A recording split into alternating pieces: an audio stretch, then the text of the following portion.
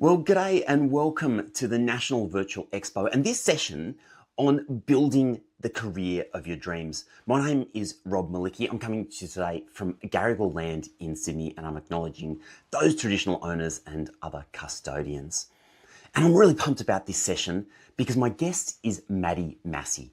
Maddie is a science communicator and presenter with a background in medical research. Maddie now connects people with the science that underpins all of our lives. And she's a presenter on TV shows including Play School and Sunrise, hosts science segments on ABC Radio, and shares her educational content on Instagram, TikTok, and YouTube. But what's incredible about Maddie is how she has built a career that she's absolutely passionate about. It's not conventional, but she's set herself up for a truly incredible future. And I think her story will genuinely inspire you. So without further ado, let's sit on the couch and chat with Maddie Massey. Let's go.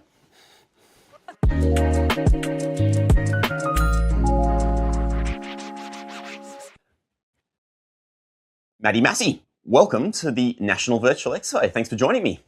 Thank you. Super good to have you here. I'm such a fan of the career that you're building for yourself. Maybe by way of getting us started, you have seen so many different facets of science through the work that you do. Could you maybe tell me, what's the weirdest or the funniest or the most interesting career that you've seen somebody building for themselves in the science field? That's a really good question. I feel like I've seen and done a lot of really interesting things, but I think it was when I was working on Play School last year, I saw this really, really cool job. So there was one lady who is a STEM education advisor for TV shows. So she basically has a really good understanding of different STEM skills and areas of knowledge that kids can learn. And she helps to advise on script writing. And she also sits in while shows are being filmed to sort of give advice on how to best communicate different concepts to kids. So I was presenting on Play School on a few different science segments. And then she was sort of sitting there next to the director, making notes and things like that, and occasionally giving us feedback. I thought that was super cool. It's interesting, isn't it? And this is what I really was hoping we'd get to in this conversation. So I'm so glad that it came up so early. The field of science, I mean, people think about science, they think, working in a lab, dripping things into test tubes and beakers, but it's just vast, isn't it? Yeah, it's a lot more than what people think. I feel like when I first started out studying science, I also thought it was just lab-based, and to work in science, you have to be a researcher in the lab, playing around with test tubes and petri dishes and stuff like that. But I think science and STEM more broadly is just a way of thinking and problem solving. It's, collecting information about the world and analyzing it and looking at it from different angles to answer questions and solve problems. And you can do that as a research scientist, but you could also do this as an educator, or like me, as a presenter and a communicator, or there are just myriad other jobs that have this element in them.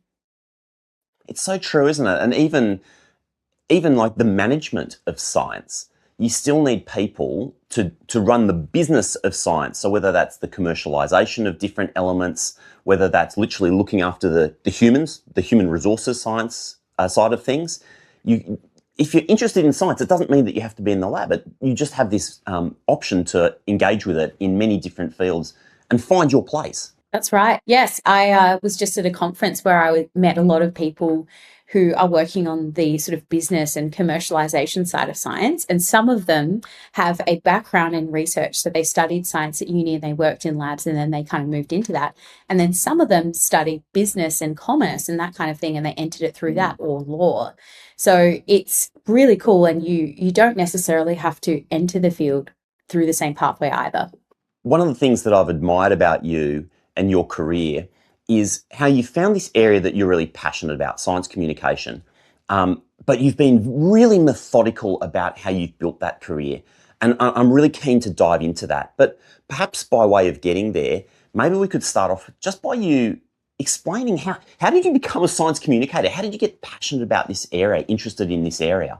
Well, I've been interested in science communication since I was a little kid, actually. So my parents used to subscribe to National Geographic, which is this science magazine. Um, and You might I need don't to know if explain to any, people what a magazine is. yeah, I was just like, oh yeah. They have a digital edition as well, and they do documentaries. So maybe people have seen those. But they're these really cool magazines, and I remember reading them when I was about 12 years old, and seeing this story about Neanderthals, which are sort of an ancient humanoid species, and basically scientists had found a bunch of their bones and remains in a cave and reconstructed how they lived and what they looked like, what they ate, what they did just from that. And I thought it was so cool because science was being used to tell a story about the past. And I was also obsessed with writing and being creative and writing stories and doing plays and things like that. So I was like, how do you combine these two things? And it took a little while for me to figure out that that was science communication and that could be a career. It wasn't until probably the end of my postgraduate study at uni. So I went to uni and I studied biology, and then I went on and did a master's degree after that, looking into cancer research. I always loved presenting and talking about my research to other people. And I entered a few science communication competitions and I just loved it. And I was like, okay, how do I make this happen? So I started making videos actually on Instagram about my research, just explaining it to my family and friends. And then the first one I did got like 10,000 views, and I was like, whoa, this is so crazy. And there were all these people commenting and asking questions and being like, oh, how does this work? How does this work? And I thought it was so cool. So I just kept making videos. I made a few hundred videos over a few years. So this was like a really long process. I just kind of getting better at creating videos and presenting and explaining things. You know, the first few were really rough, and then I sort of got better. And then I decided that I really wanted to take a chance and actually do this full time somehow. So I was like, how do I make this work? Where can I work? And I ended up cold calling the ABC. So there's a TV show called Catalyst on the ABC, which I always enjoyed watching when I was a kid as well. And I asked them, I just said, can I please have a job? Like, please give me a chance. And they said, they said no the first time. But then I kept doing this for about a year. And then eventually they were like, okay, you can have a job behind the scenes, just like sort of helping run the show. Very low level, very entry level, but I was so excited. And I started working there, and then eventually over time got more and more involved and sort of transitioned to presenting on TV instead of just being in the background, which I love and is what I do now. For clarity, that role, was that a paid role? Was that like voluntary to start with? It was paid, yes. So that was really great. Though I will clarify, a lot of the time when you're exploring a new career area, particularly one like science communication, where it is a little bit more unconventional, sometimes it can be helpful to volunteer, do internships that are unpaid or sort of alongside other work or study that you might have happening. Because it really helps you to get experience. So I did do a lot of volunteering of my time, going to different events and sort of offering to speak at things. And I think that really helped me to hone my skills in a low pressure way. What you've said is so important there, because we hear so much about people have to follow their passion, and like that's true. If you find things that you care about and that you love, that's important. But that in its own right isn't enough to actually turn that into a career. In fact, particularly if it's something that's really popular or in demand, becoming an influencer or being on TV or what have you, Yeah. like these are competitive fields, and you have to build up that suite of experience and skills in order for you to be much more valuable than the next person and get through the door. Yeah, absolutely. I agree with what you're saying. I think, in my experience, I selected a career, presenting, and being on TV and being a social media creator, which a lot of people are interested in doing. So there is a lot of competition, a lot of people who do want to participate in that. And one of the ways that I've made myself really competitive, um, and I've made it really sustainable, is by having lots of experience that was initially unpaid, just so that I have a lot of different skills now and a lot of different connections. And another thing I would also say in a career like this is not to put all of your eggs in one basket. So I do presenting work for the ABC, but I also work with a few different TV channels, and I also do social media work. I do speaking gigs. I help consult with science organizations about communication. So there are all sorts of different things that I do, which is it's really important to make a sustainable career in this particular field. A few moments ago, you talked about taking a risk. How important do you think it is to take calculated risks if you're looking to build like a really exciting, different kind of career? Really important. Yeah, I think I wouldn't be in this position today if I hadn't taken some major risks. So, I went down a pretty traditional pathway, leaving school, studying science at uni, then going into postgraduate science. And that's a pretty standard way funnel for people to get into academia and into research. And then I just realized in my postgraduate studies that it wasn't for me. And I was thinking about leaving, and I remember getting advice from my supervisor and other people who were in the field, and they were like, I don't think it makes sense for you to leave now. Like you've invested so much time in this, and science communication, what even is that? And how can you make that work? But I just thought to myself, if I don't try this, I'll always be wondering about it. And then the longer I wait, maybe the harder it would be to take that risk, because I'll be more established in whatever I'm doing. So I think being young, it's really a great time to take risks, but you can also take risks at any time, and you can change direction and do something new. I would say something that really helped me to do this is having backup plans. So I think when I decided to go into science communication full time, I had built up some savings, and I had sort of planned out, okay, how much do I need to support myself for a certain amount of time? And I gave myself a deadline, where I was like, okay, if I can't find work or paid work or something a bit more sustainable within this time frame, then I'm going to get an actual normal job.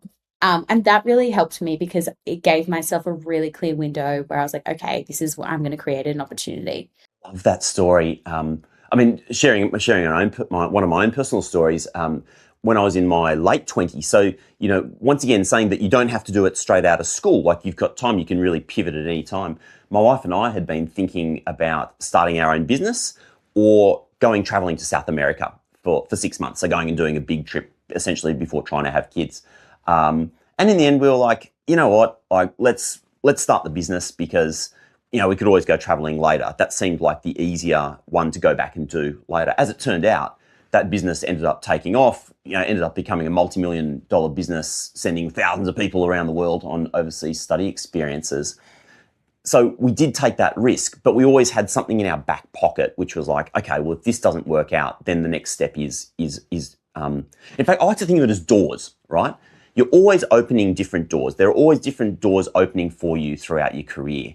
And sometimes you look through one and you're like, yeah, nah, I don't want to do that. And you close that one. And then you go and you look at the next one and you're like, oh, yeah, this one's really cool. And you step through it. And maybe you agree with this, maybe you don't, but I think people are sometimes crippled by that fear of loss. Like, what's behind the other doors? But, all you can do is keep going forward, right? Knowing maybe one day you can go back and try something else, but perhaps, but you've got to be exploring all the time too. Yeah, absolutely. I would say I have felt really lucky to have all these different options and different directions I could go in throughout my career. Because I do have skills in science, I have skills in communication and journalism, I have skills in presenting, social media. There are all these different kinds of areas that I could work in. And, sometimes I do get a bit of FOMO, or I get, people approach me to do jobs and I'm like, oh, that looks really cool. But then, maybe a few months go by and I'm in this incredible place and I've just achieved something that I'm really proud of. And I'm like, oh, I'm so glad I stuck with this, or I don't really, want to do that other thing anymore. Or if I was still thinking about it, maybe I'd consider, going back. So I think, life is long and there's time to explore these different things. And there might be an option that looks like really enticing right now, but maybe give it a bit of time and it may not be as enticing in the future anyway. What's it like to be on TV? I'm pretty used to it now, weirdly. Like, I think the first few times it happened, I was really nervous and excited. And I was like, oh my gosh, what if I mess up? I'm so scared. My first ever scene was, I didn't even have lines. I was just smiling and walking in a straight line for this scene about facial expressions. It was for a science show. And I remember being so scared. I was like, what if my smile's weird? And like, what if I walk in a weird direction? Or like, what if I fall over? And now I go on TV quite a lot and it's a core part of what I do. And it feels just like a normal, everyday kind of occurrence. I'm just like, oh. So it's so funny with your career where you start doing something and you think you'll never get used to it, but you get used to it. Let's actually, can I just one more question about the TV side? Because obviously there's pre-recording, and pre-recording's more forgiving because you fluff your lines, you make a mistake, you go back and you do it again. But live is something different altogether, isn't it? Did you feel like a level of extra pressure when like the red light is blinking at you and this is going out to hundreds of people? Okay, I must say I don't think I'm quite 100% used to that yet. I started doing live TV last year. And I do this segment on Channel 7 Sunrise from time to time. On Sunrise, I saw it. It was awesome. Yeah. Yeah. Oh, thank you. Yeah, it's good fun. In fact, what we might do just now, and then you can tell the story. I'm going to just drop in some footage from. We're just going to play some footage from some of your experiences in the media. So let's have a look at that, and then you can tell this story about being live.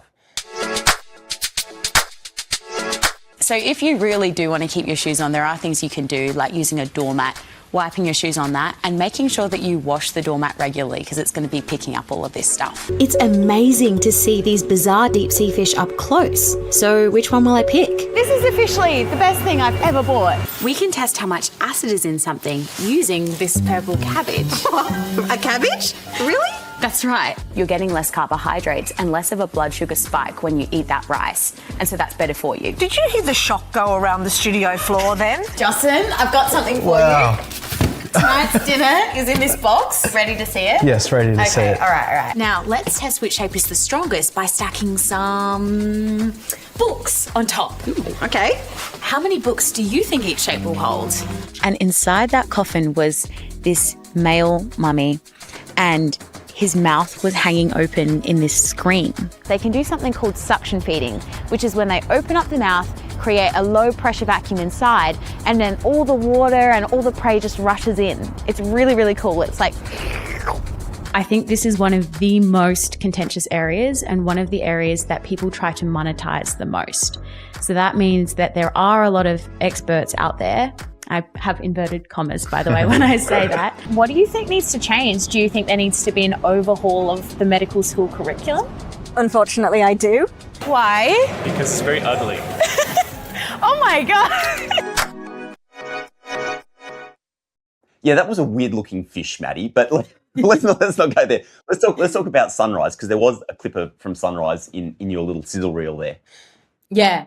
So I was super nervous the first time I did Sunrise, because I had never done live TV before. I was unsure how I would respond to that environment, and I was like, what if I say the wrong thing? Oh, and actually, the first time I did say the wrong thing. So I was essentially trying to reassure people about this concern that they were having. And instead of saying all right, I said alarming. So I said, this is alarming. And then the presenters looked at me, they were like, huh? And then they fortunately sort of rescued me. They were like, you mean not alarming? And I was like, Yeah. yeah. So I was overthinking it so much after that. I was so scared. I was like, oh no, like I'm never going to get invited back. This is terrible. But then it was all good. They were like, oh, this happens all the time. People slip up with different words and things like that. And that's just what happens on live TV. And I did it again and again and again after that, and slowly kind of got less nervous. So yeah, live TV, definitely there's room for mistakes, but I think generally if you're doing an interview or you're working with a host of a show, they will step in and help you out because they're used to that sort of thing happening. Yeah, and that's the thing about working with professionals, isn't it? It's that they're so relaxed in that environment, rather than them thinking about like, God, there's lights, God, there's this, what am I going to say? They're just in the moment. They're listening to you. They know what they're trying to get out of it. And so then they're like, oh, hang on a second. I can see that you've made a mistake there. Let's just pull that up. And the thing is, Yeah. when you're watching it as a viewer, it actually feels natural, because we know that that's a stressful kind of environment, don't we? Yeah, totally. I think you can be really hard on yourself when you're giving a performance on stage, on TV, on radio, that kind of thing. You can be your own worst critic. And, sometimes I do finish up a segment, and my family is really sweet. They watch and listen to pretty much everything, often in real time. So I'll message the family group chat and I'll be like, did you guys hear the way I said that thing? That was really weird. Or was that my joke a bit awkward? And they're always like, no, that was fine. I didn't even think of that. So yeah, and also one thing I do when I'm presenting, because my job is very exposing, I suppose you could say, very vulnerable at times. I'm often kind of up in front of people. I try and just think to myself, okay, I might be overthinking what I'm doing and how I am presenting to others, but for the most part, they're just thinking about themselves. They're thinking about, oh, like what groceries do I need to get later today? Or they're thinking about the information that I'm presenting. They're like, oh, that's cool, interesting. But rarely are they ever thinking about me. Like it's so rare. I read this beautiful quote in a book which says, you would worry far less what people think about you if you realised just how little they actually did. Yes. I'm just going to leave that hang for a second. It's so true, isn't it? Like, because we are the centre of our own universe, we're like, oh, is my lapel, straight? Nobody notices. No, actually, nobody cares, right? We're all just kind of doing our own thing. We might care about other humans, but nobody pays as much attention to ourselves as ourselves. And actually, Exactly. that leads nicely to my next question, which is around failure. You sort of said several times in this conversation, oh, I've tried things that didn't necessarily work out. I've taken risks, and even looking at your Instagram, for example, you put up videos and they've had 80 views, and you've had others that have had thousands and thousands. It's like, tell me about that process, because I personally think this is so critical for people is to get through that fear of failure, because the magic is just like one Instagram post away or one job application away. So can you talk me through that mindset for you about putting out a piece of content and it flopping and moving on, or take your pick of an example?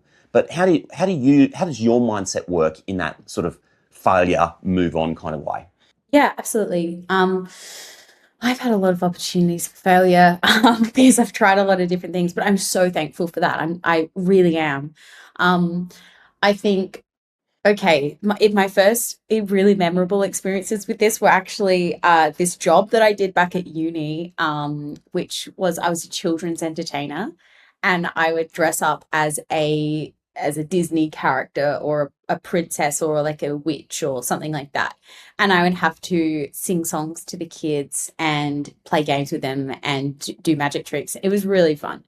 But I learned really quickly that there are some kids or some parties where they just don't believe that you're the character and they just don't want to play with you.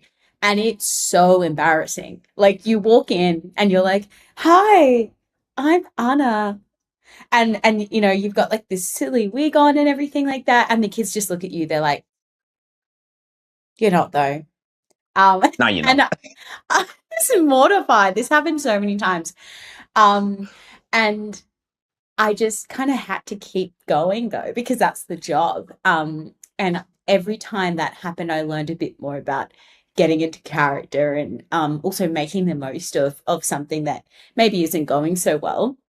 And there have been other times as well, like at the start of my science communication career, where I was starting out on Instagram, TikTok, YouTube.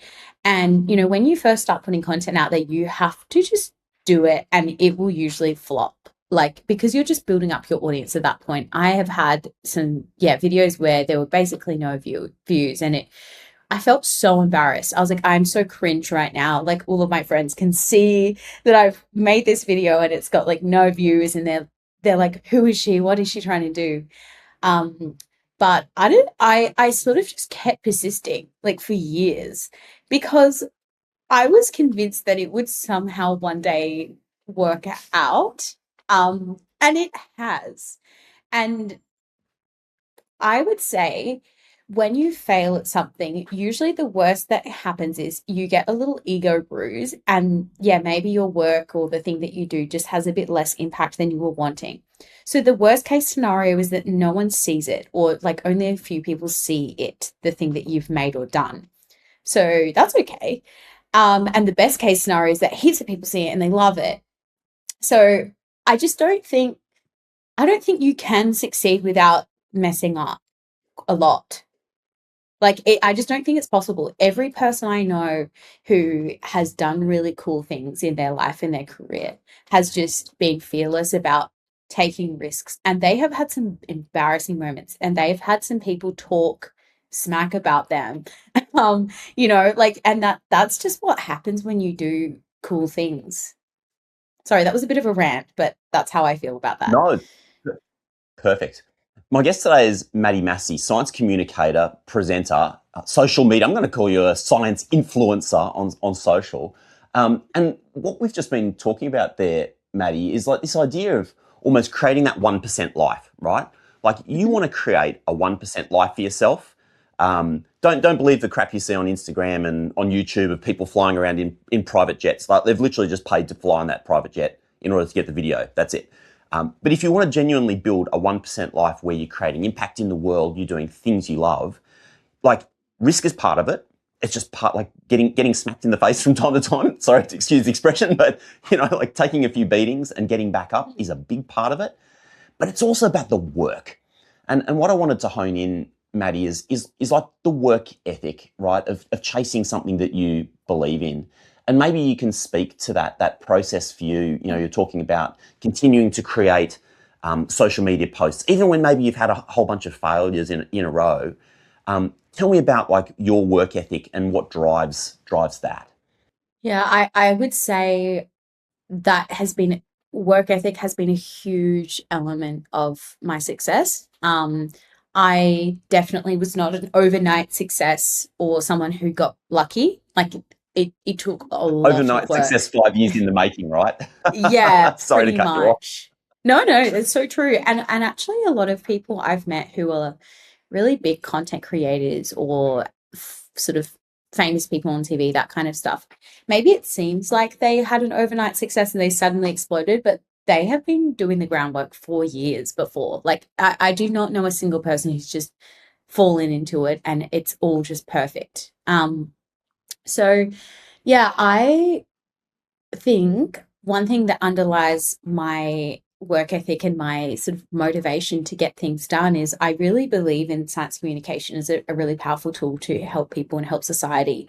And I think that I'm really good at it. And this is like why I'm here. And what I should be doing. And this is the best way that I can contribute to our world.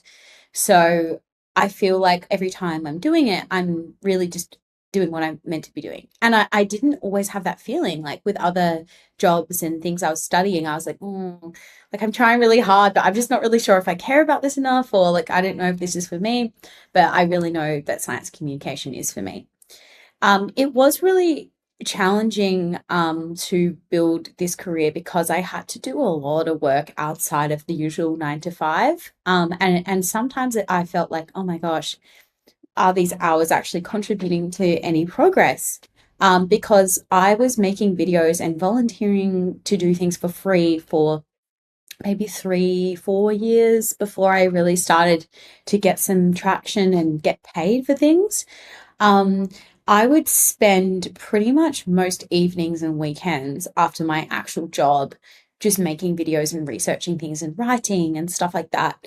And it got a bit, yeah, it was hard. And this was like in my early and mid 20s. So a lot of the time, like my friends were out having fun on the weekend, and I was like on my laptop just doing work. And yeah, it was challenging.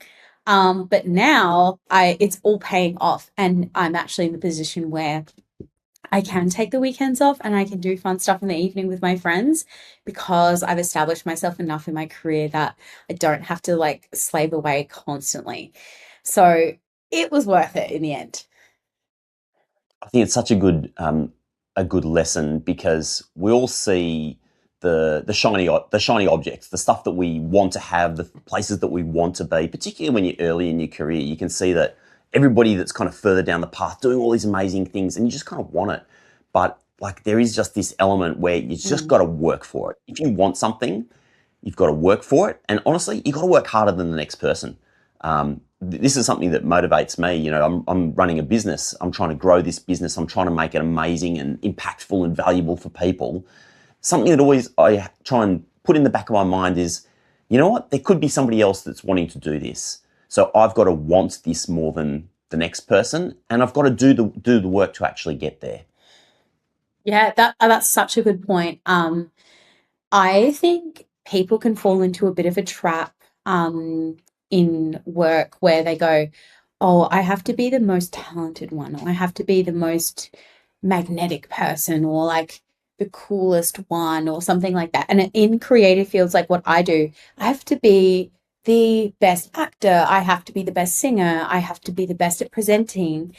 Um, naturally, like I have to be born with this somehow. It means that like if you don't have a natural knack for something, then you feel really like you can't get there. I feel like I was not born with any specific special talent for science communication. That's just something I really love doing and I think is important and I've worked really hard at.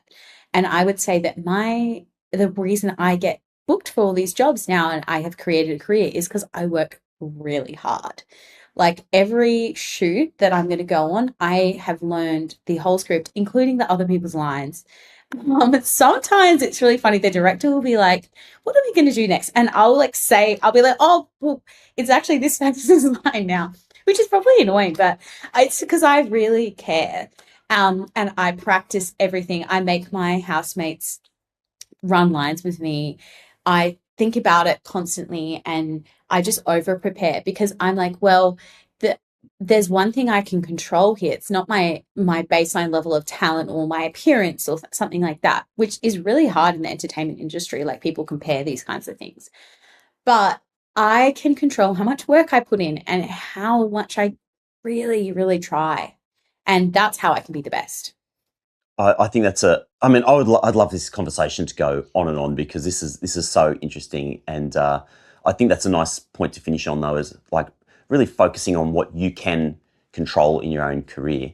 Maddie, where can people find you? I love the work that you put out, and honestly, you're an inspiration, and I just can't wait to see where like you're still relatively early in your career. In 10 years, just how much you're going to be like dominating everywhere, if you know what I mean, in your Thank space. you. Where can people find you if they want to look you up? Thank you. So I'm at Maddie Massey on Instagram, TikTok, and YouTube. I also have a website, which is just my name. I mean, you can Google me and you'll find me pretty easily. But yeah, love to connect with anybody and watch my weird science videos as well. I hope you enjoy. Thanks so much for joining me at the National Virtual Expo, Maddie. Well, I hope you got something out of this session. And if you have any questions at all, you can head to choosingyouruni.com and ask Lumen. Lumen is your AI guide who knows about every university, every pathway, every option that we've talked about throughout this virtual expo. And Lumen is available to talk to you 24/7. So it's ready when you are.